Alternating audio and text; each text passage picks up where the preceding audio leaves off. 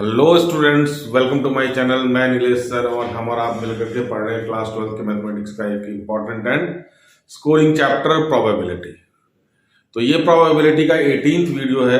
Last video में हमने miscellaneous के क्वेश्चंस कवर कर लिए थे सारे ऑलमोस्ट। उसके पहले प्रोबेबिलिटी डिस्ट्रीब्यूशन, उससे पहले बेस थ्योरम, कंडीशनल प्रोबेबिलिटी सारा हो चुका है।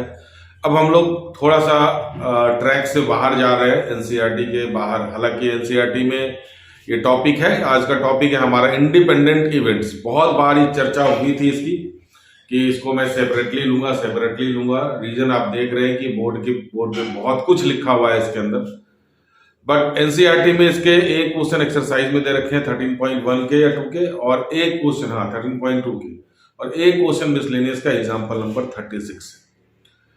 बट इस टॉपिक से बोर्ड में एनसीईआरटी के बाहर के भी क्वेश्चन आए हुए हैं, तो इसलिए इसको सेपरेटली लेना बहुत जरूरी था। एनसीईआरटी में कंसेप्ट तो है बट उतना एलॉबरेट नहीं किया है। तो आज का टॉपिक हमारा इंडिपेंडेंट इवेंट शुरू करते हैं हम लोग। तो सबसे पहले इंडिपेंडेंट इवेंट के लिए जो इंग्रेडिएंट्स जरूरी है वो सबसे पहला मैंने लिखा हुआ है कि इसमें P A intersection B is equal to P A into P B होता है। शायद ये बात आपके लिए नई ना हो, बट मैंने इसके ऊपर लिख दिया है। हालांकि मैंने पहला जो प्रोबेबिलिटी का आइडेंटिटी लिखा था, फॉर्मूला लिखा था एडिशन थ्योरम, उसमें हमने एडिशन थ्योरम में A in B is equal to A plus B minus A intersection B की बात करी थी। और फिर वहां पे ए इंटरसेक्शन बी के मैंने दो स्पेशल केसेस लिए थे। म्यूचुअली एक्सक्लूसिव इवेंट में पी ए इंटरसेक्शन बी हमेशा 0 हो जाता है, और इंडिपेंडेंट इवेंट में हमारा पी ए इंटरसेक्शन बी हमेशा P A into P B होता है। तो वहां पे हमने इसको पूरी तरह से डिस्कस नहीं किया था कि क्या होता है इंडिपेंडेंट इवेंट। तो आज हम लोग बात करते हैं इंडिपेंडेंट इवेंट की। तो पहले इंडिपेंडेंट इवेंट का जो डेफिनेशन है वो ज्यादा कुछ समझ में नहीं आएगा। इंडिपेंडेंट इवेंट का मतलब होता है कि सबसे पहले कि हैपनिंग और नॉन हैपनिंग, इसको लिखने की जरूरत नहीं, आप 2-4 बार सुन लेंगे आपको समझ आ जाएगी। Happening of or non happening of any event that is say A is not affected by happening or non happening of any other event that is B, then the events are said to be independent. मतलब आपका क्या है कि किसी भी event के होने या ना होने की प्रोबेबिलिटी अगर दूसरे इवेंट के होने या ना होने की प्रोबेबिलिटी से इफेक्ट ना हो या उसके प्रोबेबिलिटी को इफेक्ट ना करे, तो वो दोनों इवेंट आपस में इंडिपेंडेंट कहलाते हैं। इसके लिए छोटा सा एक एग्जांपल है। आपके अपने पेपर में जो नकल करते हैं, जो चीटिंग करते हैं, ठीक है, तो एग्जांपल ले लें कि आप दो फ्रेंड्स हैं आपस में, सारे पेपर में आगे पीछे आप बैठे थे, तो आपने देखा कि चीटिंग आराम से हो जाती है। तो 1-2 पेपर के बाद आपने अगले पेपर में बोल दिया एक चैप्टर मैं पढ़ लेता हूँ, 2 चैप्टर तू पढ़ ले, या बांट करके, और बाकी हमने आकर के पेपर लिख दिया। तो ऑब्वियस ही बात है कि अब इसमें जो है दोनों के पास या फेल होने की प्रोबेबिलिटी एक दूसरे से इफेक्टेड है, क्योंकि एक जो पढ़ेगा हो सकता है वो दूसरा मतलब उसको नहीं पढ़ पाया होगा, है ना, और क्वेश्चन कुछ अलग सा आ गया तो जो उसको नहीं आता था तो वो ऑब्वियसली इसको भी नहीं आएगा। समझ रहे हो, आप चीटिंग करते हो आपको पता होगा ज्यादा, है ना। तो ये क्या हो गया, ये दोनों आपस में डिपेंडेंट थे। अब अगला पेपर मैथ्स का था, तो एक बच्चे ने बोला क्या कि एक फ्रेंड ने बोला मैं फर्स्ट बुक पढ़ लेता हूं, मुझे आती है अच्छे से, तुम सेकंड बुक पढ़ के आओ, दोनों मिल करके पेपर कर लेंगे मस्त। तो दूसरे दिन जब पेपर देने के लिए आए तो उन्होंने देखा सिटिंग अरेंजमेंट में जो दोनों आगे पीछे बैठते थे, एक बच्चे का सबसे लास्ट रो में लास्ट सीट है, और जो दूसरे बच्चे का है वो सेकंड कमरे में चला गया। तो देख लो आपके साथ क्या हो सकता है। तो अब जो दोनों पेपर करेंगे वो दोनों पेपर अपने अपने टैलेंट के हिसाब से करेंगे। एक के पास होने की प्रोबेबिलिटी दूसरे के पास होने की प्रोबेबिलिटी को इफेक्ट नहीं कर पाएंगे। तो इसीलिए यहाँ पे ये दोनों इवेंट आपस में क्या हो गए, इंडिपेंडेंट इवेंट। बाकी इंडिपेंडेंट इवेंट के मैंने कुछ एग्जांपल्स पहले लिखे हैं। अच्छा मैं बता दूं पहले, ये हमारा एक पहला क्वेश्चन है, मेन पार्ट है ना, उसके सब पार्ट हमारे हैं 8 टोटल सब पार्ट्स डिस्कस करेंगे। तो मैंने आपको इंडिपेंडेंट इवेंट आइडेंटिफाई करने के लिए कुछ एग्जांपल्स लिखे हुए हैं आपके लिए। तो अब यहाँ पे मेन क्या है कि अगर कोई बंदा अपना पर्सनल टैलेंट दिखाता है, अगर कोई बंदा अपना पर्सनल टैलेंट दिखाता है, तो वहां पे अब देखिए कि जो अपना इनहेरेंट प्रॉपर्टी है तो ऑब्वियसली वो दूसरे को इफेक्ट नहीं करेगा। अगर मान लीजिए आप एक शूटर हैं, आपको शूट करना अगर है तो वो तो आप अपने हिसाब से ही शूट करेंगे, जितना आप में टैलेंट होगा, जितना आपकी प्रोबेबिलिटी बनेगी हिट करने की उतनी ही रहेगी। अगर कोई दूसरा बंदा आपके साथ आपको कंपीट कर रहा है, कर रहा है, तो उसको देख करके ऐसा कुछ आपका टैलेंट तो छिन नहीं जाएगा। तो जो पर्सनल स्किल का जो चीज होता है उसमें हमेशा क्या होता है, इंडिपेंडेंट इवेंट लगता है। पहला एग्जांपल देखें, act performed by different person. अब एक्ट परफॉर्म में देखो मैंने कुछ एग्जांपल देखे हैं, जैसे टारगेट हिटिंग, अभी का जैसे मैंने एग्जांपल दिया। सॉल्विंग प्रॉब्लम, अलग अलग बंदे अलग अलग सॉल्व कर रहे हैं तो उनका अपना जो है अपनी अपनी कैपेबिलिटी है। अपीयरिंग इन एनी एग्जाम्स और इंटरव्यू, तो ये सारे चीज देखते ही आपको समझ में आ जाना चाहिए कि this is the case of independent event. अगर आप नहीं समझ पाए तो ये एग्जांपल आपको हेल्प करेगा इंडिपेंडेंट इवेंट को समझने में, और उसको फिर अकॉर्डिंगली इंडिपेंडेंट इवेंट के क्वेश्चन बहुत इजी होते हैं। अगला क्या है हमारा, आइटम्स और person selected separately from different container. Container मतलब बैग भी हो सकता है, अर्न भी हो सकता है, और ग्रुप्स।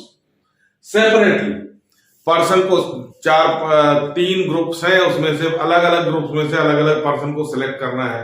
तो ऑब्वियसली अगर आप अलग सेलेक्ट कर रहे हैं, अलग सेलेक्ट कर रहे हैं, इसका अलग है, इससे उसको कोई लेना देना नहीं है, तो ये सारे क्या हो गए हमारे इंडिपेंडेंट इवेंट। जैसे हमने बेस थ्योरम के क्वेश्चन में बैग वाले क्वेश्चन किए थे कि one of the bag is selected then a ball is drawn from it.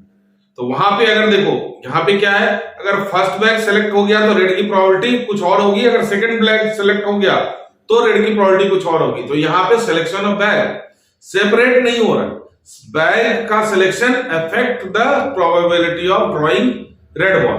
तो यहाँ पे ये डिपेंडेंट इवेंट है। बट अगर मैं बोला कि अलग अलग आप जो है फर्स्ट बैग से अलग बॉल निकालो, सेकंड बैग से अलग बॉल निकालो, बैग को सिलेक्शन की जरूरत नहीं है, तो वहां पे drawing of ball from separate bags और drawing of any other items from different containers are said to be independent event. Second example आपको समझ में आ जाना चाहिए। थर्ड तो मैंने आपको क्वेश्चन ही लिख दिया है कि एनसीईआरटी का एग्जांपल नंबर 36 है कि दो बंदे आपस में लूडो खेल रहे हैं, डाई फेंक रहे हैं, चांस ऑफ विनिंग। तो ऑब्वियसली बात है, ये एक स्पेशल केस है, हम इसके क्वेश्चन को डिटेल में करेंगे तो तब बात करेंगे एग्जांपल नंबर 36 की, और इस तरह के बाहर के भी क्वेश्चन हमें करेंगे।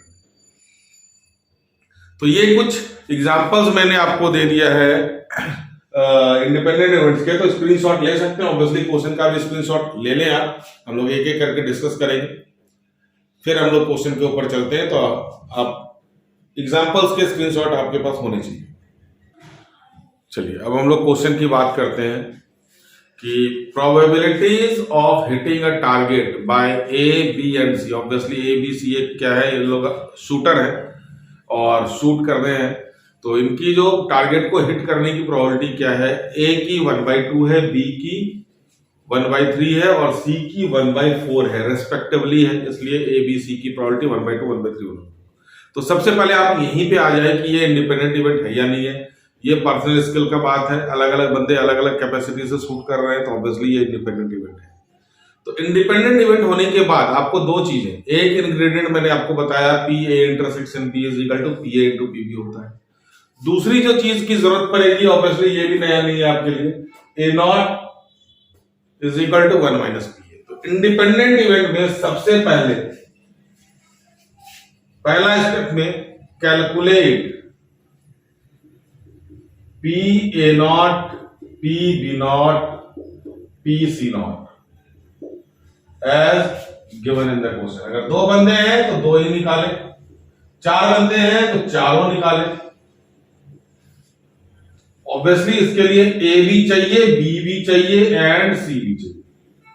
तो अगर ए नॉट दे रखा है तो आप ए निकालेंगे, बी नॉट दे रखा है बी निकालेंगे, सी दे रखा है सी नॉट निकालेंगे।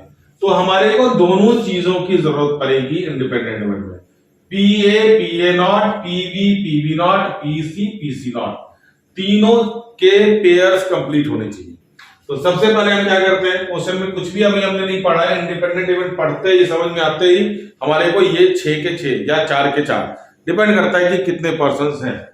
तो अगर 2 पर्सन है तो ए नॉट चाहिए, बी नॉट चाहिए। तो इस क्वेश्चन में 3 पर्सन है, तो ऑब्वियसली पी ए हमारा हिट करने की प्रोबेबिलिटी है, तो पी ए नॉट क्या हो जाएगा, हिट नहीं करने की probability 1 minus P A. P B हमारा कितना है 1/3, तो पी बी नॉट कितना हो जाएगा 2/3, हिट नहीं करने 1 माइनस 1/3। एंड पी सी हमारा दे रखा है 1/4, तो पी सी नॉट कितना हो जाएगा 1 माइनस 1/4। तो हमारे ये चीज पहला स्टेप हमारा कंप्लीट। अब इधर मैंने 8 केसेस लगा के दिए हैं और आपको इन 8 केसेस के अलावा कोई भी 9वां केस नहीं मिलने वाला है। एक बार ध्यान से इन 8 केसेस को पढ़ लिया हो, क्या आपने क्वेश्चन पढ़ लिया होगा। तो पहले तो प्रोबेबिलिटी हमारा दे रखा है ए बी सी को हिट करने की 1/2 1/3 1/4। हमने हिट नहीं करने की भी प्रोबेबिलिटी हमने निकाल ली 1/2 2/3 एंड 3/4। तो फर्स्ट पार्ट जो है इसका ये बोला है find the probability that the target is hit bye all of them. तीनों के तीनों क्या करेंगे, टारगेट हिट करेंगे। तो तीनों के तीनों मतलब क्या हो गए, तीनों A and B and C all of them will hit the target. तो A and B and C का मतलब क्या हो गया, probability that A intersection B intersection C. और इंडिपेंडेंट इवेंट में हमेशा क्या होता है, इंटरसेक्शन बी इंटरसेक्शन सी हमेशा क्या हो जाएगा, एंड की जगह पे इंटरसेक्शन की जगह पे मल्टीप्लिकेशन पीए इंटू पीबी इंटू पीसी। आपको कुछ नहीं करना है, इनकी वैल्यू लगा देनी है 1/2 इंटू 1/3 इंटू 1/4। तो 4 3 12, ये हो गया हमारा 1/24। तो 1/24 is the probability that all of them will hit the target, या target is hit by all of them, या तो all of them will hit the target या फिर target will hit by all of them। Second part है हमारा probability that target is hit by none of them। none of them का मतलब अब यहां पे क्या हो रहा था, तीनों के तीनों टारगेट हिट कर रहे थे। अब यहां पे तीनों के तीनों टारगेट क्या करेंगे, मिस करेंगे, हिट और मिस। तो मिस करने की प्रोबेबिलिटी मतलब हिट नहीं करने की प्रोबेबिलिटी, और हिट नहीं करने की प्रोबेबिलिटी का मतलब क्या है, A not B not C not. तो यहां भी इंटरसेक्शन लग गया, तो क्या बन गया ये 1/2 इंटू 2/3 इंटू 3/4। तो ये 2 से कैंसिल हो गया, 3 से कैंसिल हो गया। 1/4 is the probability that target is hit by none of them. All of them will miss the target. None of them will hit the target. तो यही चीज है। अब यहां से असली चीजें शुरू होती है। तो थर्ड पार्ट है हमारा एग्जैक्टली, तो ये सेम है हमारा एग्जैक्टली वन ऑफ देम। अब यहां का मतलब समझें, एग्जैक्टली वन ऑफ देम, इसका मतलब क्या है कि सिर्फ और सिर्फ एक ही बंदा हिट करेगा। तो अब एक ही बंदा हिट करेगा, तो इसका मतलब हो सकता है कि वो ए हिट करे, हो सकता है वो बी हिट करे, हो सकता है वो सी हिट करे। तो आपको बात समझ में आ गई होगी, या तो ए या तो बी या तो सी। यहां पे 3 केसेस बनेंगे, तो ऑब्वियसली इनके बीच यूनियन का साइन दैट इज प्लस का साइन लगेगा, और का मतलब ज्यादा कंफ्यूज ना हो, ठीक है। अच्छा, एक हिट करेगा तो बाकी सारे क्या ट्राई नहीं करेंगे क्या, ट्राई तीनों कर रहे हैं। एक ने हिट किया तो बाकी दोनों ने क्या किया, मिस किया। समझे इस चीज को। तो हमने एक चीज लिया कि प्रोबेबिलिटी टारगेट हिट कौन करेगा, ए हिट करेगा। तो ए हिट करेगा तो ए हो गया। तो बी और सी चुप तो नहीं बैठे, वो हिट तो कर मतलब ट्राई तो कर रहे हैं, हिट ना करे मिस करे। तो ऑब्वियस सी बात है, तो इवेंट कंप्लीट कब होगा, जब तीनों ट्राई कर चुके होंगे। तो अभी जब बी ट्राई करा तो बी ने क्या किया, मिस किया, और सी ने भी क्या किया, मिस किया। और अगला केस क्या हो सकता है, अब हो सकता है बी से हिट हो तो बाकी दोनों से क्या होंगे, बाकी दोनों से क्या होंगे, मिस होगा। तो ए ने मिस किया, बी ने हिट किया, फिर सी ने मिस किया, और का मतलब फिर से प्लस। अब बारी किसकी है, सी के हिट करने की बारी। तो सी के हिट करने की बारी है, तो यहां पे ए मिस किया, बी मिस किया, और सी ने हिट किया। तो ये पूरी की पूरी। अच्छा, मैंने यहाँ पे इनटू नहीं लिख करके दिया था आपको, तो ऑब्वियसली ये हमारा क्या हो जाएगा, A not into B not into C not. तो ये वैल्यू हमने डाल दी। तो अब चलिए यहाँ पे इसकी वैल्यू देखें। ए हमारा क्या हो रहा है, हिट होने की प्रोबेबिलिटी, तो P A into P B not into P C not. Intersection का मतलब मल्टीप्लीकेशन, बीच में हमने डाला प्लस। अगला क्या है, P A not into P B into P C not plus P A not into P B not into P C. तो value डालेंगे, तो आपको वैल्यू डाल करके कैलकुलेट करने की बारी है। तो अगर ना भी मैं डाल के दूं आपको, तब भी आप निकाल लेंगे। 1/2 into 2/3 into 3/4 plus A not 1/2 again, B हमारा क्या है 1/3 और सी क्या है, सी नॉट क्या है 3/4 प्लस, दिखाई दे रहा है, शायद थोड़ी सी दिक्कत आएगी आपको इस केस में। तो ये दो केस हो गया। तीसरा हमारा अगेन ए नॉट हमारा 1/2 ही रहेगा, बी हमारा 2/3 हो जाएगा और सी हमारा अगेन 1/4 हो जाएगा। तो यहां से ये और ये कैंसिल हो जाएंगे, तो यहाँ पे 1/4 बच गए। नहीं तो आप ऐसे कर ले तो ज्यादा आसान है। 24 तो सबका एलसीएम आना ही आना है। 24 एलसीएम आया, यहाँ पे 6, यहाँ पे 3 9 और यहाँ पे 2 11/24। थोड़ा सा मैं आपको नीचे कर दे रहा हूं, फिर आप स्क्रीनशॉट ले, फिर हम लोग आगे चलते हैं। अब इसका स्क्रीनशॉट लें, फिर हम लोग थर्ड के बाद फोर्थ फिफ्थ पे आते हैं। चलिए, फिर फोर्थ पार्ट है, probability that target is hit by exactly 2 of them, exactly 2 of them। यहां पे अब क्या हो गया, 2 हिट करेंगे और एक क्या होगा, मिस करेगा। तो वैसे ही हम लोग क्या करेंगे, 2 हिट और एक मिस की केसेस बना लेंगे। तो पहले में हो सकता है ए बी ने हिट किया, सी ने मिस किया। अगला क्या बन जाएगा, ये बी को मिस करवा दो, तो A intersection B not intersection C. अब ए को मिस करवा दो, A not intersection B intersection C. Value डाल, अच्छा अब इसकी मल्टीप्लीकेशन, तो अब मैं आगे हो सकता है मल्टीप्लीकेशन ना लिखूं, तो आपको समझ में आ जाना है कि चाहिए कि ये हमारा मल्टीप्लाई हो रहा है। तो P A into P B not, आप भी बोर हो जाएंगे, into P C plus P A not into P B into P C. 2 cases समझने भर की देर है, आपको ये सारी केसेस समझ में आ जाएगी। तो ये हमारा हो गया 1/2 इंटू 1/3 इंटू ये 3/4 प्लस 1/2 इंटू ये 2/3 मिस करने की, और C again 1/4 plus 1/2 into 2/3 into 1/3 into 1/4। Again LCM हमारा 24, यहाँ पे आ गया 3, यहाँ पे 2 5 और यहाँ पे हमारा 1 6, that is 1/4, exactly 2 of them. तो इसमें कोई आप अपने हिसाब से मत बना लेना, प्रेडिक्शन कर लेना कि इसमें इन दोनों की वैल्यू सेम है, तो ऐसा कुछ होता है। 6th हमारा क्या है, एटलीस्ट 2 ऑफ देम। तो ये प्रोबेबिलिटी ऑफ हिटिंग, शॉर्ट में मैं लिख रहा हूं बाय एटलीस्ट 2 ऑफ देम।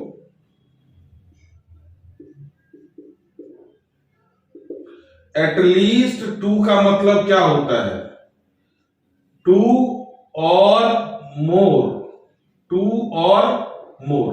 तो मोर कहां है, यहां पे हमारा कितना है, या तो 2 बंदे हिट करें या 2 से ज्यादा बंदे। 2 से ज्यादा बंदे क्या करेंगे, तीनों के तीनों हिट करेंगे।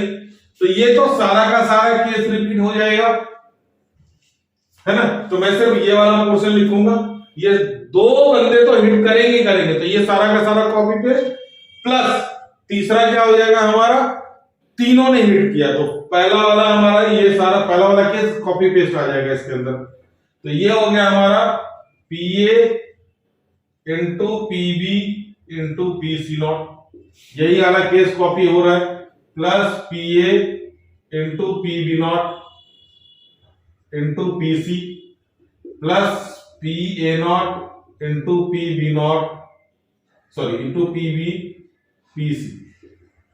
अब ये सारा तो सेम हमारा देखो आप कॉपी पेस्ट है,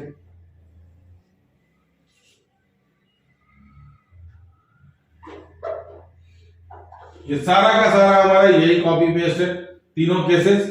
अब इसमें हमारा क्या हो जाएगा, एक केस ऐड हो जाएगा कि दो या फिर तीनों ने हिट किया। तीनों ने हिट किया मतलब पीए इंटू पीबी, ऑब्वियसली मैंने यहां पे इंटरसेक्शन यूज नहीं किया, डायरेक्ट मल्टीप्लिकेशन कर दिया पीसी। तो अब जो हमारा फर्स्ट इसके ऊपर वाला जो केस है इसमें हमने क्या कर देना, एक और चीजें ऐड कर दी। तो अब क्या पूरी वैल्यू लिखते हैं सीधा सीधा मैं ये चेक कर लूँ सही है नहीं, हमारा 3 है 2 है 5 है 6। तो ये हमारा क्या हो गया, इसकी वैल्यू 1/4 मैंने निकाली थी, प्लस पीए इंटू पीबी इंटू पीसी, तो 1/2 इंटू 1/3 इंटू 1/4 है। तो ये हो गया हमारा अगेन 24, तो ये हो गया 24, तो यहां पे हो गया हमारा 6 4 6 तो 7/24 इज योर आंसर एग्जैक्टली।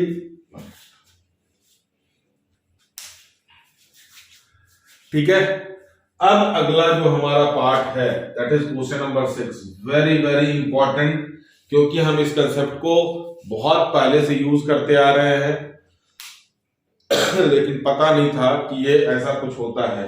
तो पहले देखें एटलीस्ट वन ऑफ देम, तो पहले मैं लिख दूं probability of hitting by at least one of them.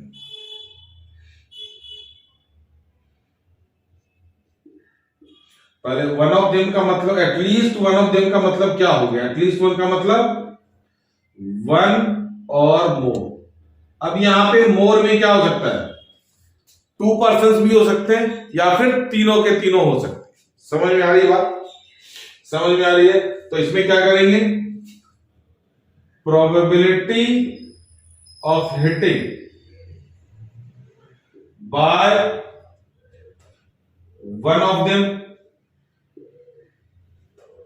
Plus probability of hitting by 2 of them plus probability of hitting all of them।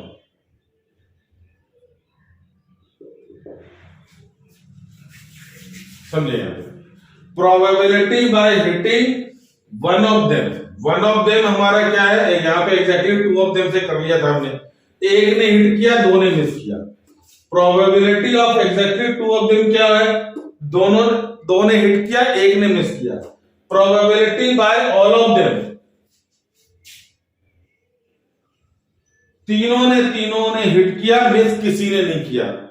तो ऑब्वियस सी बात है पहले एक की आएगी दैट इज क्वेश्चन नंबर 3, फिर दोनों की आएगी दैट इज क्वेश्चन नंबर 4, और फिर तीनों की आएगी दैट इज क्वेश्चन नंबर 1। अब यहां पे समझें, 3 बंदा हिट कर रहा है, क्या क्या पॉसिबिलिटी हो सकती है।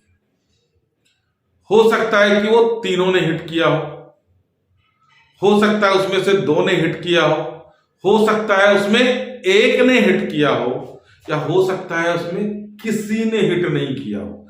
ये सारी प्रोबेबिलिटी मिलकर के क्या होती है, 1 होती। तो अब यहां पे देखिए ध्यान से, एक ने हिट किया इसके अंदर है, 2 ने हिट किया इसके अंदर है, तीनों ने हिट किया इसके अंदर है। कौन बच रहा है कि तीनों ने हिट नहीं किया। प्रोबेबिलिटी आप समझे, यहां पे जब हम लोग प्रोबेबिलिटी डिस्ट्रीब्यूशन निकालते थे P0 plus P1 plus P2 plus P3 is equal to 1 होता था। अगर 3 ट्रायल लिया है हमने तो 0 मतलब किसी के हिट नहीं करने की प्रोबेबिलिटी, 1 का मतलब 1 के हिट करने की प्रोबेबिलिटी, 2 का मतलब P2 का मतलब 2 ने हिट किया, 3 का मतलब तीनों ने हिट किया। ये सब टोटल मिलकर के कितना हो जाएगा, 1। तो अगर हमारे को यहां इसकी वैल्यू चाहिए P1 plus P2 plus P3, तो हम क्या करेंगे 1 माइनस P0, और P0 का मतलब क्या है, नन ऑफ देम, और इसका मतलब क्या है, एटलीस्ट 1। इसका मतलब क्या है, at least 1 minus none of them.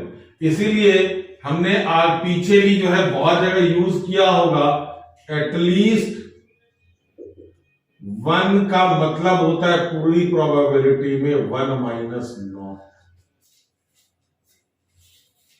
बहुत बहुत बहुत इंपॉर्टेंट कंसेप्ट है, इसको पूरा ये बना करके अलग से आप लिख लें।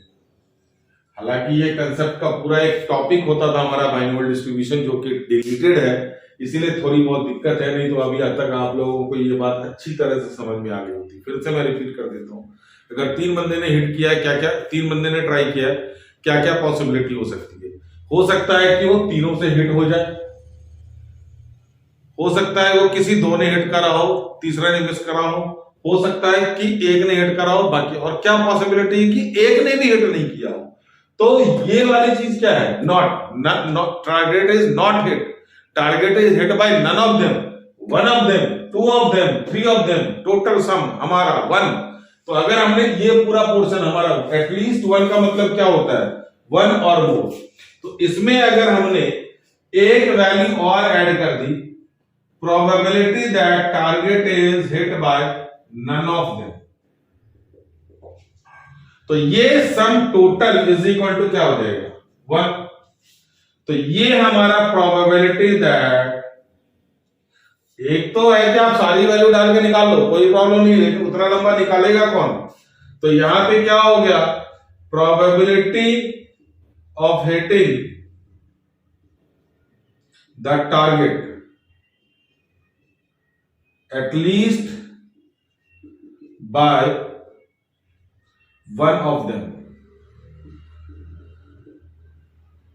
is equal to 1 minus target is hit by none of them।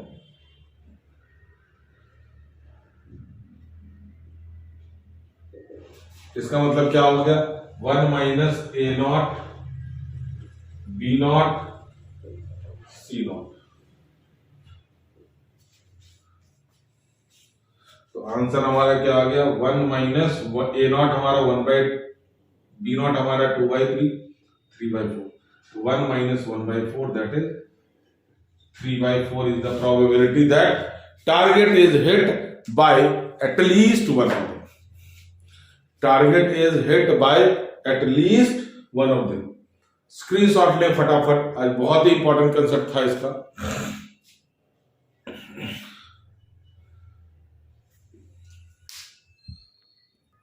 अब स्क्रीनशॉट ले लें। चलिए, तो इस वाले पार्ट में हमने क्या सीखा, उसका टेक्निकल पार्ट ये रहा हमारा।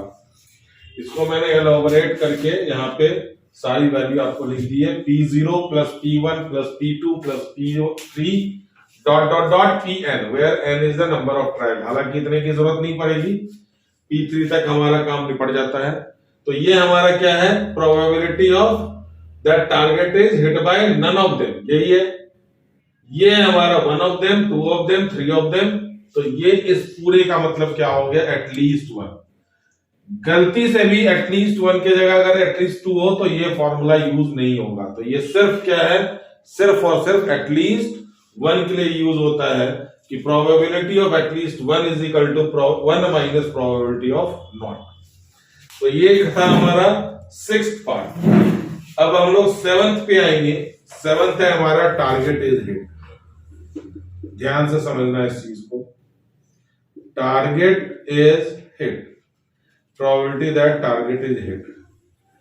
टारगेट इज हिट का मतलब क्या हुआ कि टारगेट हिट हुआ। अब एक बंदे ने हिट करा या 2 ने करा या तीनों ने करा, उसको कोई लेना देना नहीं है। तो टारगेट इज हिट का मतलब क्या हुआ, target is hit by at least 1। तो at least 1 का मतलब क्या होता है, प्रोबेबिलिटी ऑफ हैपनिंग, कि वो हो चुका है। किससे हुआ, कितनों से हुआ, इससे कोई लेना देना नहीं है। प्रोबेबिलिटी ऑफ एटलीस्ट 1 और प्रोबेबिलिटी ऑफ विल बी। ऐसे आप समझ लो, कोई टेक्निकल टर्म नहीं है, बट समझने में आपकी आसानी होगी कि किसी भी चीज के सॉल्व, जैसे आप प्रॉब्लम सॉल्व कर रहे हैं दो बंदे मिलकर के, what is the problem is solve. तो सॉल्व का मतलब क्या है, उसको नहीं मतलब है कि एक से सॉल्व हो रहा है, या इसने ये नहीं बोला कि बाय टू ऑफ देम या बोथ ऑफ देम, इसने बोला सॉल्व। सॉल्व का मतलब एक करे या एक से ज्यादा करे, कोई मतलब नहीं है। तो इसका भी मतलब क्या हुआ, target is hit bye at least one. दोनों का मतलब क्या है, same. Again 1 minus not, same answer पिछले क्वेश्चन का, 1 माइनस 1/4 दैट इज 3। तो इसका मतलब कि इसका 6th और 7th पार्ट क्या था, सेम था। आप भी लिख ले इसको, 6th और 7th। अब target is not hit, target is not hit. Not hit का मतलब क्या हुआ, मैं शॉर्ट में लिख रहा हूं, hit by none of them. Not hit का मतलब किसी ने टारगेट को हिट नहीं किया। तो ऑब्वियसली नन ऑफ देम हमारा क्या था, क्वेश्चन नंबर इसका 2 पार्ट था। Second part, target is hit by none of them और टारगेट इज नॉट हिट, ये दोनों क्या है हमारा, सेम है। तो ये क्या हो जाएगा, PA not into PB not into PC not. Value इसकी सेम आएगी, 1/2, 2/3, 3/4 दैट इज 1/4। तो ये टोटल हमारे 8 केसेस, 8 केसेस, इससे ज्यादा 9th केस इस टॉपिक के अंदर बन ही नहीं सकता। तो सारे का सारा काम हमने एक अकेले इस क्वेश्चन में कर लिया। इसके सारे केसेस जिसके साथ स्क्रीनशॉट ले लें। और अब मैं एनसीईआरटी का इसका 13.1 का क्वेश्चन नंबर 10 या 11 चेक करके मैं देखता हूं, आप करो इसको। हाँ, तो आप 13.2 का क्वेश्चन नंबर 14 ट्राई करें, फिर हम लोग मिलते हैं 2 मिनट के बाद। आप करके रखें, फिर चेक करता हूं कहाँ गलती हो रही है, कहाँ मिसिंग है या हो गया। चलिए, क्वेश्चन नंबर 14 होप कि आपने कर भी लिया होगा। तो इसमें क्या है कि probability of solving a specific problem independently दे ही रखा है। अगर नहीं भी दिया रखा होता तो हमारे को पता था कि ये हमारा ए एंड बी का इंडिपेंडेंट इवेंट है, इज 1/2 एंड 1/3 रिस्पेक्टिवली। इसका मतलब क्या है कि PA है हमारा 1/2, PB है हमारा 1/3। तो PA नॉट कितना हो जाएगा, 1 माइनस 1/2, और PB नॉट कितना हो जाएगा, 1 माइनस 1/3, 2/3। ये हमारा मेन रिक्वायरमेंट तो यही था। पता लगी क्या, ये इंडिपेंडेंट इवेंट का क्वेश्चन है। Find if both of them try to solve the problem, find the probability that problem is solved. तो probability that problem is solved, अभी अभी बताया मैंने कि हिट करने की प्रोबेबिलिटी का मतलब क्या है कि एक ने सॉल्व करा या दो ने सॉल्व करा या दोनों ने सॉल्व करा। इसका मतलब क्या हो गया, 1 minus probability of not solving the problem, not solving the problem. तो नॉट सॉल्विंग द प्रॉब्लम मतलब PA not into PB not, खत्म कहानी। तो 1 माइनस PA नॉट कितना है, हाफ, और ये 2/3 दैट इज 1 माइनस 1/3, 2/3। एक लाइन का क्वेश्चन। तो 1 लाइन में ये क्वेश्चन हमारा हो गया। 1 माइनस A नॉट हमारा 1/2 है, B नॉट हमारा 2/3 है, कैंसिल हो गया 1/3। और सेकंड पार्ट क्या है, एग्जैक्टली वन ऑफ देम, है ना। तो probability of solving problem by exactly one of them, exactly one of them. तो मैंने ये सारा कुछ बता रखा है और अभी अभी बताया है। तो इसका मतलब क्या हो गया, A ने सॉल्व करा तो B ने मिस करा, B ने सॉल्व करा तो A ने मिस करा, सॉल्व मिस दोनों मिक्स हो गया। तो 1/2 इंटू 2/3 प्लस 1/2 इंटू 1/3। तो चेक कर ले, A हमारा 1/2 है, B नॉट हमारा 2/3 है, A नॉट हमारा 1/2 है, B हमारा 1/3 है। तो 6 2 plus 1 3/6 that is 1/2 is your required answer। एक लाइन में चुटकियों में होगा ये ऐसे ऐसे क्वेश्चंस, अगर आपने इंडिपेंडेंट इवेंट के क्वेश्चन को अच्छी तरह से समझ लिया तो। स्क्रीनशॉट लें फटाफट। अब हम लोग चलते हैं एग्जाम्पल नंबर 36 के ऊपर। तो थोड़ा सा पेशेंस रखें, उसको सुनना जरूर, नहीं तो क्वेश्चन समझ में आने थोड़ी सी दिक्कत करेगी। तो चलिए स्क्रीनशॉट लें और वेट करें हमारे क्वेश्चन एग्जाम्पल नंबर 36। चलिए, ये एक इंपॉर्टेंट क्वेश्चन में से है आपका एग्जाम्पल नंबर 36, जैसा कि मैंने बोला था। तो आप एक बार क्वेश्चन पढ़ लें, सिर्फ सॉल्यूशन पे ज्यादा ध्यान ना दें, कुछ फायदा उतना होने वाला नहीं है, उल्टा और समझने में आपको दिक्कत आएगी। तो क्वेश्चन है कि A and B throw a die alternately. जैसे आपने लूडो, आप अज्यूम कर लें कि आप और आपका फ्रेंड लूडो खेलें, ठीक है। Throw a die alternately till one of them gets a 6 and win the game. तो ये डाई कब तक फेंकने का सिलसिला जारी रहता है? जब तक कि दोनों में से किसी एक का 6 ना आ जाए, और 6 जिसके आ जाएंगे वो विनर घोषित किया जाएगा, और उसके बाद हमारा गेम बंद हो जाएगा। ये कंडीशन है। फिर से सुने ध्यान से, ये सिलसिला डाई फेंकने का सिलसिला तब तक चलता रहेगा जब दोनों में से किसी एक के 6 आ जाए और वो विनर डिक्लेयर हो जाए, ठीक है जी। चलिए, तो सबसे पहले हम बात करते हैं कि 6 आने की प्रोबेबिलिटी किसी भी डाई में कितनी होती है। 1/6। अब चाहे वो ए से आए या बी से आए, प्रोबेबिलिटी 6 आने की चेंज नहीं होगी, क्योंकि दोनों को सेम नंबर चाहिए। अगर कुछ अलग अलग कंडीशन दे रखे होते तो हमें फिर अलग अलग प्रोबेबिलिटी निकालनी होती। तो इसीलिए probability of getting a 6 is 1/6 either by A और बाय बी। तो सबसे पहले मैंने यही लिखा, probability of getting a 6 by A, इसको डिनोट करेंगे हम लोग पी ए से 1/6। Similarly probability of getting a 6 by B, obviously that is denoted by P B, it is again 1/6। ये विन की प्रोबेबिलिटी नहीं है, ये प्रोबेबिलिटी ऑफ गेटिंग अ 6 की प्रोबेबिलिटी ऑफ गेटिंग अ 6। अब हम लोग, ये इंडिपेंडेंट इवेंट है, पहले आपको क्लियर हो जाना चाहिए कि हाँ ये इंडिपेंडेंट इवेंट है, और इंडिपेंडेंट इवेंट के इंग्रेडिएंट, इंपॉर्टेंट इंग्रेडिएंट क्या क्या होते हैं, P A not, P B not, P C not. तो हमारे पास यहाँ पे पीए और पीबी मिल गया, तो हम लोगों ने पीबी नॉट और पीए नॉट निकालना है। तो probability of not getting a 6 by A obviously is PA not is 1 - 1/6 that is 5/6।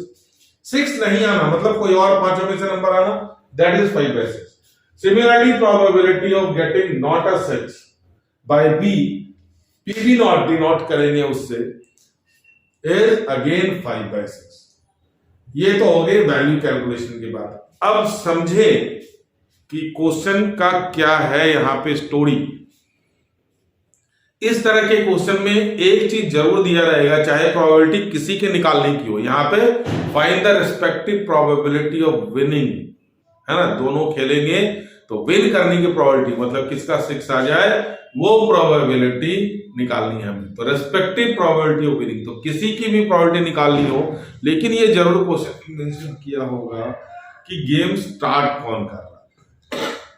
ये कंडीशन रिक्वायरमेंट है क्वेश्चन का। जब तक ये कंडीशन नहीं पता होगा तो फिर आपको निकालना नहीं, इसमें दिक्कत आएगी निकालने में।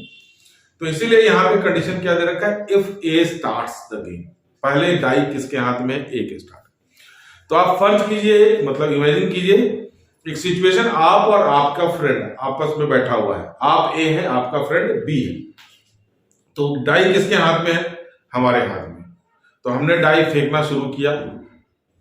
इमेजिन करें क्या क्या पॉसिबिलिटीज है, क्या क्या पॉसिबिलिटीज है। Probability is all about possibilities, है ना। स्टार्टिंग से डे 1 से मैं कह रहा हूं। तो आप इमेजिन करें सिचुएशन और सोचें कि पहला केस क्या हो सकता है। फर्स्ट केस क्या पॉसिबिलिटी कि हो सकता है कि फर्स्ट थ्रो में आप भगवान का नाम ले, तंत्र मंत्र लगा के हुआ 6।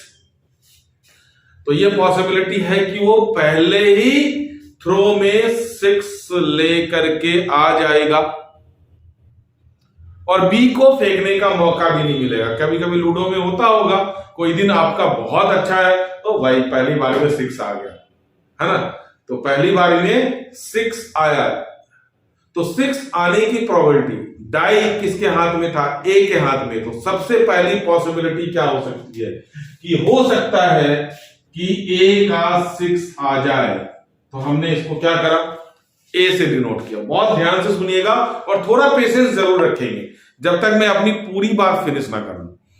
तो सबसे पहले मैंने क्या बोला आपको कि हो सकता है, पॉसिबिलिटी है कि फर्स्ट थ्रो में, फर्स्ट गो में ए का 6 आ जाए, बी को फेंकने का मौका ही नहीं मिलेगा, गेम ए जीत गया, A declares as a winner and game is finished, तो game is finished, P A. अच्छा, तो सर क्या ये विन की प्रोबेबिलिटी होगी? नहीं, ये एक केस है कि फर्स्ट थ्रो में ए का 6 आ जाए, और अगर ऐसा नहीं हुआ तो हम लोग सेकंड केस इमेजिन करेंगे, तो ये केस होगा या फिर इधर दिस केस, और अब और की कहानी आ गई, तो और की कहानी में हमने क्या बोला था आपको, पूरी प्रोबेबिलिटी में क्या करेंगे, प्लस। अब इमेजिन करें फिर से कि एक बारी में फर्स्ट गो में हमारा ए का 6 आ गया, ये केस हमने इमेजिन कर लिया, अब इसको भूल जाए। अच्छा, अब अगला सिचुएशन क्या होगा, हो सकता है कि ए ने फेंका और उसका 6 नहीं आया, जब 6 नहीं आया तो क्या नोटेशन इसको लिखेंगे, पी ए नॉट, क्या गेम फिनिश हुआ? नहीं, जब ए का 6 नहीं है, यहां पे गेम फिनिश हो गया था, तो इसलिए हमने क्या करा, कंप्लीट इवेंट है, बीच में प्लस लगा दिया। अच्छा, अब ए का 6 नहीं आया, क्या गेम फिनिश हुआ? नहीं। अब किसकी बारी आएगी, बी की बारी आएगी, तो game still not over, therefore it is incomplete event, हमें मल्टीप्लिकेशन लगाना। तो ए के हाथ से डाई फेंका गया, 6 नहीं आया, it is your second case, first case ये था, सेकंड केस। अब नहीं आया तो अब डाई किसके हाथ में गया, बी के हाथ में। अब बी ने फेंका, क्या उसका 6 आना चाहिए या नहीं आना चाहिए? सर हो सकता है आ जाए उसका, बिल्कुल हो सकता है, लेकिन ध्यान दें हम निकाल क्या रहे हैं, प्रोबेबिलिटी ऑफ विनिंग ऑफ ए निकाल रहे हैं, प्रोबेबिलिटी ऑफ विनिंग ऑफ ए निकाल रहे हैं। किसको विन करने की प्रोबेबिलिटी निकाल रहे हैं हम लोग, ए की, तो ऑब्वियसली बी का 6 तो आएगा नहीं। सर जबरदस्ती नहीं, हमने केस इमेजिन करना है ना, केस हमने सपोज करना है कि हो सकता है कि फर्स्ट गो में ए का 6 आए, अगर फर्स्ट गो में नहीं आया तो सेकंड गो में आएगा ए का 6, और सेकंड गो में कब आएगा, सेकंड टर्न में बी, ए के हाथ में डाई कब आएगा, जब बी का फर्स्ट टर्न में 6 नहीं आएगा, तभी तो आएगा। यहां पे हमने बी की प्रोबेबिलिटी निकालनी नहीं है विनिंग की, विन किसको करना है, हमेशा ये चीज ध्यान रखें, विन किसको करना है, लास्ट गो किसका आएगा, ए का आएगा, ठीक है। तो अभी इमेजिन क्या किया, ए ने फेंका, डाई नहीं आया, डाई गया बी के हाथ में, अब बी का 6 आना या नहीं आना, नहीं आना, ये चीज क्लियर है, क्योंकि क्यों नहीं आना, क्योंकि हमने विनिंग किसकी निकाली प्रोबेबिलिटी, ए की। तो अब यहां पे बी ने फेंका तो बी का 6 नहीं आना is denoted by B not, game is still not over जब तक 6 ना आ जाए किसी का, और किसी का क्या, ऑब्वियसली ए का 6 आएगा, जब तक नहीं, तब तक गेम नहीं खत्म होगा। अब ए की बारी आई, ए का फर्स्ट गो में हमने 6 लाना, अच्छा अब एक टर्न हमारा पूरा का पूरा खत्म हो गया, अब सेकंड टर्न में हो सकता है पॉसिबिलिटी कि ए की 6 आ जाए, तो P A and game is over. तो ये क्या हो गया, probability of getting 6 in first turn by A, और this is the probability of getting 6 in first and second turn by A. अब प्रोबेबिलिटी क्या हो सकती है और क्या केसेस हो सकते हैं? सर ऐसे तो पता ही नहीं चलेगा कितने केस बनेंगे, ऑब्वियसली नहीं पता चलेगा।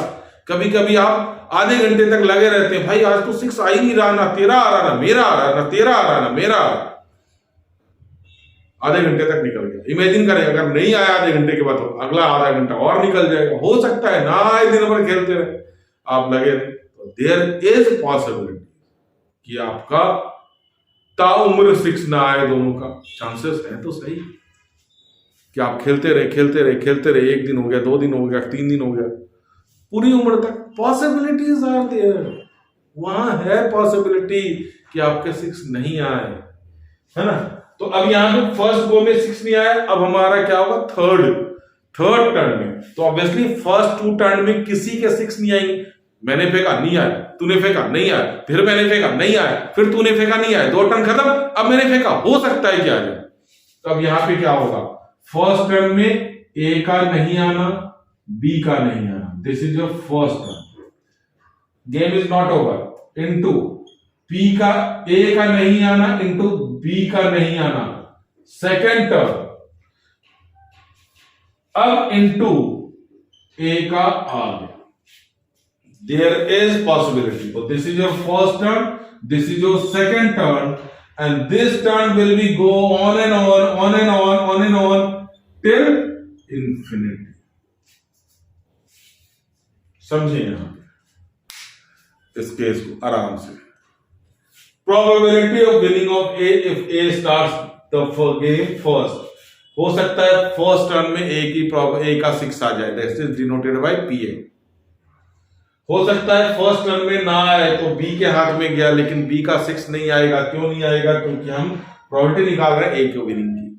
तो बी का नहीं आया, फिर सेकंड टर्न में ए का आ गया। अब second turn over, A not B not, A not B not, फिर थर्ड टर्न में हो सकता है ए का आ जाए। सर इसके बाद फोर्थ भी बिल्कुल थर्ड टर्न में आया, फोर्थ टर्न में A not B not, first turn A naught B naught first turn, A naught B naught second turn, A naught B naught third turn, then A। तो ऐसे ऐसे कितने हो जाएंगे हमारे 3 pairs of A naught B naught। तो ऐसे ही चलते चलते इंफिनिटी तक जाएगा। तो ये हो गई आपकी प्रोबेबिलिटी। अब हमें इसमें कुछ नहीं करना, वैल्यूज डाल देंगे।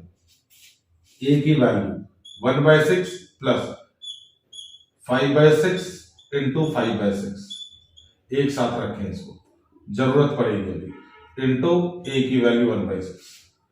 अब ये 5/6 क्या हो गया, है ना, 5/6 का स्क्वायर। अब कितने बार 5/6 है, 1 2 3 4, तो कितनी बार करेंगे, 5/6 इंटू 5/6, फिर 5/6 इंटू 5/6, ये मैंने अलग ब्रैकेट ले लिया है, टिल इंफिनिटी। टिल मेरा इंफिनिटी थोड़ा सा अलग तरीके का बनता है। अब हमने यहां से 1/6 ले लेना है कॉमन, यहां बचेगा 1, यहां बचेगा 5/6 का स्क्वायर, ये देखिए, प्लस यहां पे क्या बचेगा 5/6 के power 4 and dot dot dot dot infinity. Sir अब ये क्या है, दिस इज योर जीपी। थोड़ा सा आपको कष्ट होगा, जीपी तो है, फर्स्ट टर्म कितना है इसका 1। कॉमन रेशियो कैसे निकालते हैं, this term divided by this term, this term divided by this term, equal है तभी ये जीपी है। ये डिवाइडेड बाय ये करेंगे कितना आएगा 5/6 का स्क्वायर, 5/6 के पावर 4 डिवाइडेड बाय 5/6 का स्क्वायर, कितना आगे 5/6 का स्क्वायर। तो कॉमन रेशियो सेम है तभी तो ये जीपी बना।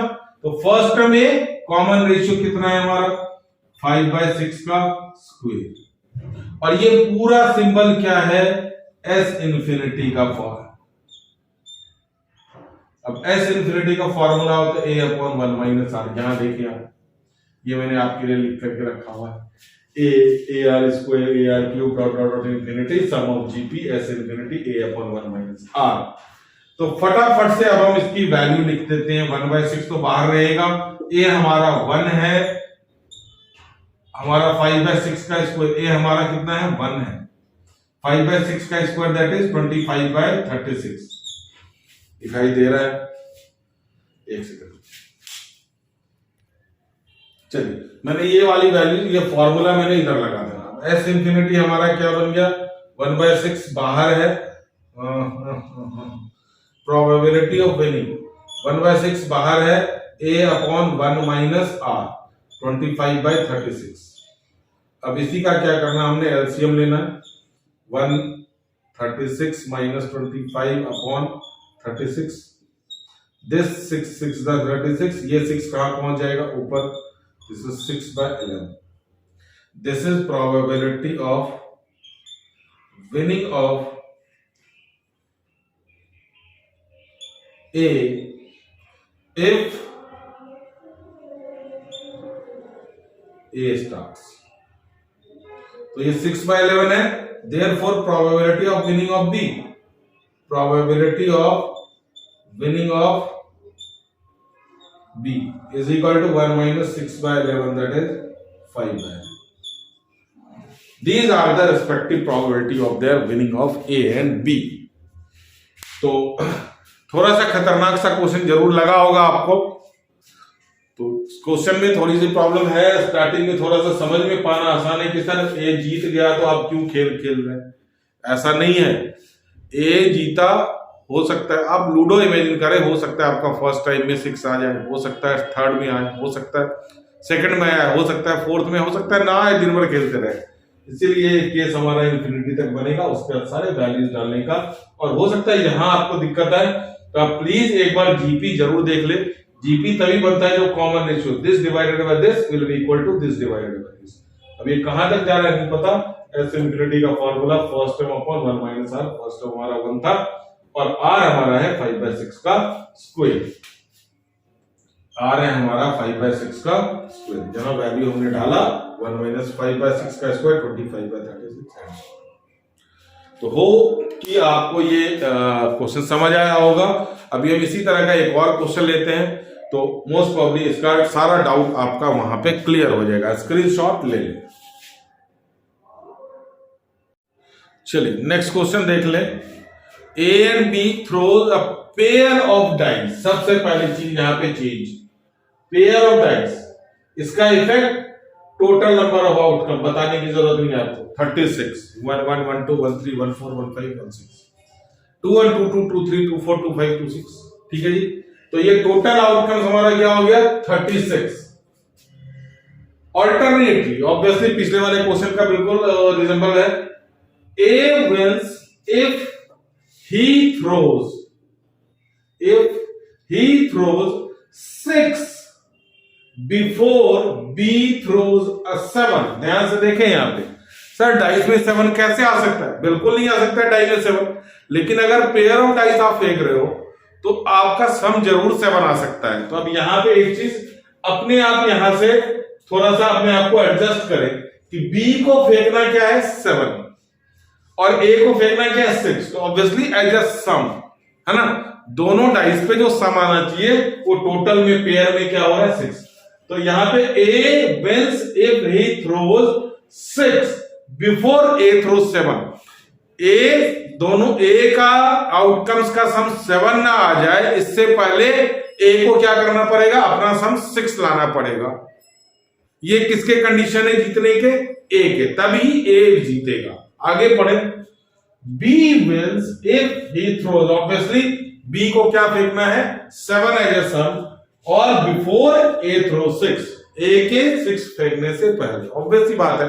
तो क्राइटेरिया यहां पे ये हो गया कि A विनर तभी होगा, A गेम तभी विन करेगा जब वो सम एज ए 6 फेंके और B गेम तभी विन करेगा जब वो सम एज ए 7 फेंके। सम मतलब दोनों डाइस के ऊपर जो भी नंबर हो उसका सम। तो टोटल आउटकम हमने 36 लिखा। Probability of getting 6 as a sum को हमने PA से डिनोट करा है ना।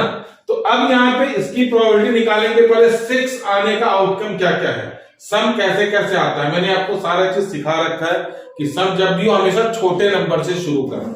छोटा नंबर से शुरू करेंगे। सबसे छोटा नंबर 1 1 5, इसको रिपीट कर दो 5 1, ये हमारा 6 दे रहा है। फिर एक नंबर बढ़ाओ 2 4 4 2, फिर 3 3, ऑटोमेटिक खत्म। कितने हो गए जी 5। तो इसकी वैल्यू कितनी हो गई 5/36। PA की वैल्यू कितनी हो गई 5/36 और PA क्या है probability of getting 6 as a sum in a throw of pair of a dice. ठीक उसी तरह से B को जीतने की प्रोबेबिलिटी है ना, B को जीतने की प्रोबेबिलिटी ऑफ, अच्छा उससे पहले हम A नॉट निकाल लिया। Probability of not getting 6 as a sum obviously A not है। तो 1 minus 5/36 कितना बन रहा है बच्चों, ये बन रहा है 31/36। थोड़ी सी जगह की हेरा फेरी हो जाती है। चलिए 31/36 ये क्या हो गया हमारा PA not. Similarly PB probability of getting 7 as a sum. 7 कैसे कैसे आता है 1 6, छोटे नंबर से शुरू करेंगे 1661, फिर 2552, 3443, तो टोटल हो गया 6। तो 6/36 दैट इज पीबी की वैल्यू हो गई 1/6। तो यहीं से पीबी नॉट निकाल दो, तो 1 - 1/6 दैट इज 5/6। तो this is your P B not, this is your P B, this is your P A not and this is your P A. तो चारों के चारों वैल्यूज हमने निकाल लिए हैं। अब कहानी शुरू करते हैं हम लोग ओरिजिनल, जो पिछले क्वेश्चन में हमने कर रखा था। तो सिर्फ यहां पे क्या बदला है, पीए पीए नॉट की वैल्यू, पीबी पीबी नॉट की वैल्यू। पिछले क्वेश्चन में पीए और पीबी दोनों की वैल्यू सेम थी, क्योंकि दोनों को 6 चाहिए था, इसीलिए मैंने इस क्वेश्चन में दोनों को अलग अलग नंबर दे दिया, कि ताकि आपको समझ में आए कि आखिर पीए और पीए नॉट और प्रोबेबिलिटी ऑफ विनिंग में क्या फर्क है। तो P A is not probability of winning, क्योंकि विनिंग गेम के हिसाब से चल रहा है, और पीए क्या है हमारा, उसके विन करने का क्राइटेरिया है, विन करने की प्रोबेबिलिटी की क्या आउटकम आएगा तो उसका विन होगा। ठीक है, तो यहां पे हमने दोनों नंबर हमने P A P B not, P A P A P A not और पीबी पीबी नॉट की वैल्यू निकाल ली। अब कहानी वही चलेगी, प्रोबेबिलिटी, अगर आपको बी की भी विन करने की प्रोबेबिलिटी निकालनी हो ना, तब भी आप प्रोबेबिलिटी ऑफ विनिंग ऑफ ए ही निकाले, अपनी कहानी मत पलटे, फिर 1 में से माइनस करके probability of winning of B निकाले। तो probability of winning of A if A starts the game, जो स्टार्ट कर रहा है उसी की प्रोबेबिलिटी निकाल दे, खत्म कहानी। आपको बहुत सारा कैलकुलेशन में मेहनत बच जाएगी। तो ऑब्वियसली ए हमारा क्या हो गया, फर्स्ट केस क्या बना कि ए का हो सकता है फर्स्ट टाइम में सम 6 आ जाए, तो पी ए हो सकता है कि फर्स्ट में ना आकर के सेकंड में, तो फर्स्ट राउंड में ए का भी नहीं आएगा 6 और बी का भी नहीं आएगा 7, तो P A not PB not, फिर पी ए आ गया, ऑब्वियसली इनके बीच मल्टीप्लीकेशन है, तो ये सेकंड थ्रो में, सेकंड टर्न में, ये थर्ड टर्न, फर्स्ट टर्न में फेल, सेकंड टर्न में फेल, फिर थर्ड टर्न में आ गया। हो सकता है कि अगला फोर्थ में आए, तो ए बी नॉट का एक lot, A not B not का एक लॉट, फिर ए नॉट बी नॉट, फिर ए, तो ऐसे ऐसे हमारा क्या चला जाएगा, इंफिनिटी। अब इनकी वैल्यूज हम डालना शुरू करते हैं ध्यान से। पी ए की वैल्यू यहां पे अलग है, दिस इज 5/36 प्लस, अब यहां पे पी ए नॉट कितना है हमारा 31/36, फिर पी बी नॉट कितना है 5/6। ध्यान से आप वैल्यू डालेंगे इसकी, फिर इनटू में क्या आ गया पीए, पीए तो हमारा 5/36 ही रहेगा। ये देखिए, यही आपका कॉमन रेशियो बनने वाला है, जैसा कि आप आगे देखेंगे। प्लस अगले में A not B not, again 31/36 into 5/6, A not B not एक हो गया, फिर इनटू में हमारा क्या आ गया अगला टर्म 31/36 इंटू 5/6। अब फिर से इसकी भी वैल्यू होगी, अब पीए हमारा कितना आ गया 5/36 dot dot dot dot infinity. तो ऑब्वियसली 5/36 हमने ले लेना है कॉमन, और अंदर जो बचेगा वो आपको दिख रहा है 1 प्लस 31 इंटू 5 अपॉन, ये डायरेक्ट वैल्यू निकाल दें 216, मैंने इसकी वैल्यू नहीं निकाली है, हालांकि 115 होगा। कॉमन रेशियो यही होने वाला है, देखें यहाँ पे आ गया हमारा 31 इंटू 5 अपॉन 216 का होल स्क्वायर, ये वाला और ये वाला मल्टीप्लाई होते हैं डॉट डॉट डॉट इंफिनिटी। तो यहाँ पे ए हमारा अगेन फर्स्ट टर्म है, कॉमन रेशियो हमारा 31 अपॉन इंटू 5 कितना हो गया 115 upon 216, this upon this is equal to this upon this. आप चेक करके देखिए कॉमन रेशियो यही निकलेगा। एस इंफिनिटी का फॉर्मूला हमारा लगेगा 1a अपॉन 1 माइनस। चलिए, तो अब हमारी प्रोबेबिलिटी ऑफ विनिंग ऑफ ए निकलेगी यहां से 5/36 यही रहा। इस पूरे में हमने फॉर्मूला लगा दिया, ए हमारा 1 है, 1 माइनस आर हमारा 115 अपॉन 216, तो ये एलसीएम लेंगे। यहीं पे कैलकुलेशन 31 इंटू 5 हमारा 155 होगा, यहां भी हमारा कितना आएगा ये 155, एक बार चेक कर लें, यहां भी 155, तो ये बनेगा हमारा 61। तो 30/61 is the probability of winning of A. तो ये हमारा आ गया probability of winning of A if A starts the game. Therefore, probability of winning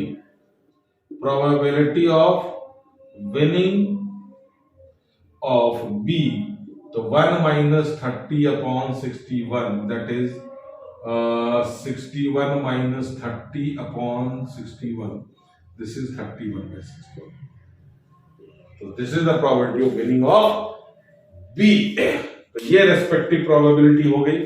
तो ये अपने टाइप का एक अलग से इंपॉर्टेंट क्वेश्चन बनता है। तो ये प्रोबेबिलिटी का इंडिपेंडेंट इवेंट है। अभी इंडिपेंडेंट इवेंट पे और भी क्वेश्चंस हैं, थोड़े से डिफरेंट तरीके के हैं, बट केसेस वही 8 से 8 केसेस, 9 केसेस आपको नहीं मिलेंगे। तो 2 या 3 क्वेश्चन में इसमें से अभी और आपको देने वाला हूं। तो आप तब तक इसका स्क्रीनशॉट लें, मैं आगे के क्वेश्चंस करते हैं। चलिए, एक नेक्स्ट क्वेश्चन है, ये एनसीईआरटी से बाहर का है, बट ये सीबीएसई 2013 में आया हुआ है। तो एनसीईआरटी से बाहर का क्वेश्चन, इंडिपेंडेंट इवेंट का क्वेश्चन थोड़ा सा ट्रिकी था, लैंग्वेज नहीं समझ पाए थे बच्चे, तो उनको काफी ज्यादा दिक्कत हो गई। तो ये बाहर का क्वेश्चन था बेसिकली। तो इसमें दे रखा है A speaks truth in 90% of the cases and B speaks truth 60% of the cases. Obviously A और बी का आपस में कोई तालमेल है नहीं, कोई लेना देना है नहीं, तो ऑब्वियसली ये हमारा क्या है, इंडिपेंडेंट इवेंट का क्वेश्चन। तो अब इसमें क्या बन रहा है, सबसे पहले तो पहला 2 पार्ट है, find the probability that number 1 they will contradict each other in stating the same fact and they both agree in stating the same fact। तो अब इसमें क्या है, सबसे पहले अगर ये इंडिपेंडेंट इवेंट का क्वेश्चन है तो पीए और पीए नॉट, पीबी और पीबी नॉट। पीए हमारा 90% 9/10, पीए नॉट हमारा 1/10, पीबी हमारा 60% 6/10, पीबी नॉट हमारा 4/10, है ना। तो अब यहाँ पे बोथ विल कॉन्ट्राडिक्ट का मतलब क्या है, एक ही चीज के बारे में बोल रहा है। मान लो स्टेटमेंट है बारिश होगी, तो एक ने बोला कि बारिश होगी, तो दूसरे ने क्या बोला, बारिश नहीं होगी। नहीं, ऐसा नहीं है, एक ने बोला बारिश होगी, है ना, तो वो सच है, ठीक है, लेकिन वो उसको कॉन्ट्राडिक्ट कर रहा है बी कि वो बारिश नहीं होगी। तो एक अब होगा तो एक ही चीज, या तो बारिश होगी या तो नहीं होगी। या तो एक बंदा का स्टेटमेंट सही माना जाएगा, मतलब सच होगा, और दूसरे का क्या होगा, फॉल्स होगा, तभी वो दोनों कॉन्ट्राडिक्ट करेंगे। बारिश होगी, बारिश नहीं होगी, दोनों ने एक दूसरे को कॉन्ट्राडिक्ट किया। और इवेंट में देखा कि हाँ भाई बारिश हो गई, तो एक ने सच बोला ए ने, बी ने क्या करा, झूठ बोला। अच्छा, बोला बारिश नहीं होगी, स्टेटमेंट ए ने बोला बारिश नहीं होगी, बी ने बोला होगी, कॉन्ट्राडिक्ट कर रहे हैं। अब स्टेटमेंट तो एक ही का सही माना जाएगा, हो सकता है बारिश नहीं हुई हो, तो ए का क्या हो गया, सही हो गया, यहाँ पे बी का क्या हो गया, गलत हो गया। तो कॉन्ट्राडिक्ट में हमेशा क्या होगा, एक सही बोलेगा, एक झूठ बोलेगा, ट्रूथ एंड फॉल्स। तो ए यहां पे हमने ले लिया P A into PB not plus P A not plus into PB. हाँ, तो ये ट्रूथ बोला, ये लाई किया, ए ने लाई किया और बी ने ट्रूथ किया। वैल्यू आपको डालनी आती है, नॉर्मल सा कैलकुलेशन है। अब यहां पे बोल रहा है both will agree in stating the same fact, बारिश होगी, वो भी बोल रहा है होगी। या तो बारिश होगी या तो नहीं होगी। अगर होगी तो दोनों ने सच बोला, नहीं होगी तो दोनों ने झूठ बोला, लेकिन दोनों क्या है, अग्री कर रहे हैं एक ही फैक्ट के ऊपर। तो ऑब्वियसली ए ने सच बोला, बी ने सच बोला, या फिर ए ने झूठ बोला, ए का झूठा स्टेटमेंट, बी का झूठा स्टेटमेंट। तो P A P B plus P A not PB not, जब अग्री होगा तो दोनों का क्या होगा, same, A B A not B not. Contradict करेगा तो A not B B A B और ए बी नॉट। तो 9/6 9/10 6/10 स्क्रीनशॉट ले सकते हैं। अब हमारा एक छोटा सा टॉपिक है, छोटा सा बिल्कुल टॉपिक है, वो odd against and odd in favour. उस पे एक क्वेश्चन हम लोग करके इंडिपेंडेंट इवेंट को कंक्लूड करते हैं। तो थोड़ा सा आप इसको स्क्रीनशॉट ले लें पहले। चलिए, यहां पे मैंने आपके लिए कंसेप्ट इस साइड लिखा हुआ है, क्वेश्चन और उसका सॉल्यूशन इस तरफ है। तो टॉपिक है हमारा छोटा सा, odd against and odd in favour. Statement का मीनिंग क्या होता है, सिंबल क्या होता है, वो हमें जानना है। एग्जाम्पल लिया है मैंने odd in favour of an event A, कोई इवेंट ए है जिसका ऑड इन फेवर दे रखा है 3:4। एक एग्जांपल दिया है odd against of an event B is 5:7। तो वर्ड यहां पे फेवर और अगेंस्ट डिफर करेगा, ध्यान रखें। अगर आपको ऑड इन फेवर दे रखा है तो पहला वाला होने की प्रोबेबिलिटी पीछे वाला नहीं होने की प्रोबेबिलिटी, लिखूंगा तो आपको समझ में आ जाएगा। फिर से, अगर वर्ड हमारा ऑड इन फेवर है, फेवर, तो जो रेशियो है वो उसमें फर्स्ट जो हमारा बनेगा न्यूमरेटर, वो बनेगा हमारा इवेंट को होने की प्रोबेबिलिटी, और जो डिनोमिनेटर इस तरफ है वो हमारा बनेगा इवेंट के नहीं होने की प्रोबेबिलिटी।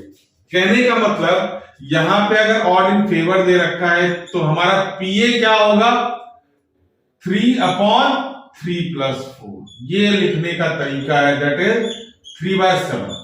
तो रेशियो में अगर ऐसे भी इधर वाले का अगर निकालते हैं शेयर तो 3/7 ही निकलेगा, और पी ए नॉट ऑब्वियसली 1 तो उसमें जरूरत ही नहीं है, 4/3+4 दैट इज 4/7।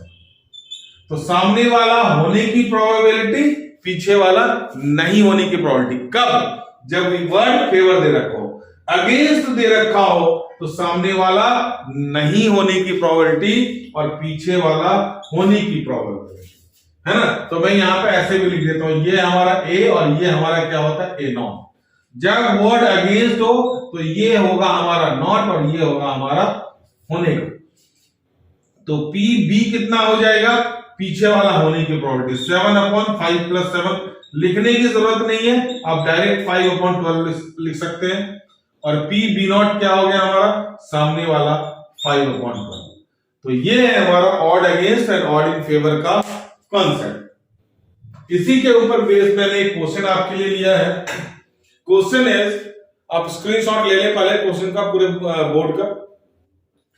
तो 3 critics A B and C, 3 critics है ए बी और सी, जिसका नाम है क्रिटिक्स। कहने का मतलब है जो चीजों को देख करके उसके अच्छाई और बुराई का विश्लेषण करते हैं, है ना। तो 3 critics A B and C review a book, एक बुक को रिव्यू कर रहे हैं। कौन? ये तीनों क्रिटिक्स मिल करके, और देखेंगे, बताएंगे कि किस बुक में क्या अच्छा है, किस बुक में क्या खराबी है, खामियां हैं। तो बोल रखा है odd in favour of A and B are. यहां पे वर्ड क्या है, ए और बी के लिए क्या है हमारा फेवर का रेशियो दे रखा है। 3:2 किसका है सर, ए का। 2:1 किसका है सर, बी का। क्योंकि रिस्पेक्टिवली दे रखा है, नहीं दे रखा है, यहां पे रिस्पेक्टिवली मिसिंग है, रिस्पेक्टिवली आप ऐड कर रहे हैं यहां पे। तो odd in favour of A and B are in are 3:2 and 2:1 respectively. तो ए का ऑड इन फेवर क्या है 3/5, बी का ऑड इन फेवर क्या है, सॉरी बी का है हमारा 3:1। तो ए का ऑड हमारा क्या है, हमारा 3:2 है। तो पी ए की प्रोबेबिलिटी, फेवर में आने की प्रोबेबिलिटी क्या है, सामने वाला 3/5। ए नॉट क्या हो जाएगा, पीछे वाला 2/5। बी का ऑड इन फेवर क्या है 2:1, तो पी बी कितना हो गया हमारा 2:3, और पी बी नॉट कितना हो गया पीछे वाला 1:3। Odd against of C is 3:1। C का ऑड अगेंस्ट दे रखा है, तो पीछे वाला क्या है, होने की प्रोबेबिलिटी। पीसी हमारा होने की प्रोबेबिलिटी, पीसी नॉट नहीं होने की प्रोबेबिलिटी 3/5। तो यहां से हमने ऑड इन फेवर, थोड़ा सा यहां पे कंफ्यूजन हो गया था, ये एक्चुअली आपको क्लियर तो होगा थोड़ा बहुत। तो अगेन ऑड इन फेवर हमारा ए और बी का दे रखा था 3:2:1 रेस्पेक्टिवली था। ऑड अगेंस्ट ऑफ हमारा सी का दे रखा 3:1। Find the probability that majority of them will be in favour of book. Majority of them are in favour of the book. तो 3 बनने हैं, 3 बनने में मेजॉरिटी, अच्छा सी का हमने निकाल दिया 1/4 3/4। तो 3 बनने में मेजॉरिटी हमारा क्या बनता है, मेजॉरिटी बनता है 3 में से अगर मेजॉरिटी पूछोगे तो या तो 2 बंदे या 2 से ज्यादा। तो मेजॉरिटी अगर फेवर में होगा, इसका मतलब क्या है कि कम से कम 2 बंदे क्या होने चाहिए, फेवर में होने चाहिए। हो सकता है तीसरा भी फेवर में हो। तो probability that major of them are in favour of book means probability that at least 2 of them will favour the book. तो ऑब्वियसली 2 फेवर करेगा और एक क्या करेगा, फेवर नहीं करेगा। तो ऑब्वियसली 2 हिट और 1 मिस वाला केस बन गया। तो हमने लिया उसी तरह से पीए इंटू पीबी, पहले सी मिस किया, फिर पीए बी मिस किया, पीसी हिट किया, ऑब्वियसली फेवर किया या अगेंस्ट है। अब उसके बाद हमारा ए ने मिस किया, बी ने हिट किया, सी ने हिट किया, तो सारे क्वेश्चन इसके हिट और मिस पे बन जाते हैं। इसीलिए पहला एग्जांपल हमने हिट और मिस का ले लिया। वैल्यू आपको देख देख के डालनी और इसमें कुछ है नहीं, तो हो सकता है मेरी गलती भी हो। पीए हमने 3/5, पीबी 2/3 और पीसी नॉट ऑब्वियसली हमने 3/4। यहाँ पे पीए हमारा 3/5, पीबी नॉट हमारा 1/3 और पीसी हमारा 1/4, पीए नॉट हमारा 2/5, पीबी हमारा 2/3 और पीसी हमारा अगेन 1/4। एलसीएम सबका सेम आएगा, 5 3 जा 15, 4 जा 60, 3 3 जा 9, 2 जा 18, 18 plus 3 21, 20 plus 21 plus 2 into 2 4, 25 upon 60 is the probability that majority will be in favor of the book। तो स्क्रीनशॉट आपने ले लिया होगा इसका। होप कि आपको ये टॉपिक इंडिपेंडेंट इवेंट समझ आया होगा अच्छी तरह से। कोई भी डाउट हो, कोई भी क्वेरी हो, आप कमेंट सेक्शन में लिख सकते हैं। अगला टॉपिक हमारा होगा टोटल प्रोबेबिलिटी का नेक्स्ट वीडियो में, और नेक्स्ट वीडियो में हमारा वाइंड अप हो जाएगा प्रोबेबिलिटी। तो ऑलमोस्ट 19 वीडियो हमारा बन चुका है। तो आज के लिए इतना ही। Thank you. पढ़ाई शुरू कर दें जोर शोर से। All the best for your coming board exams. Thank you.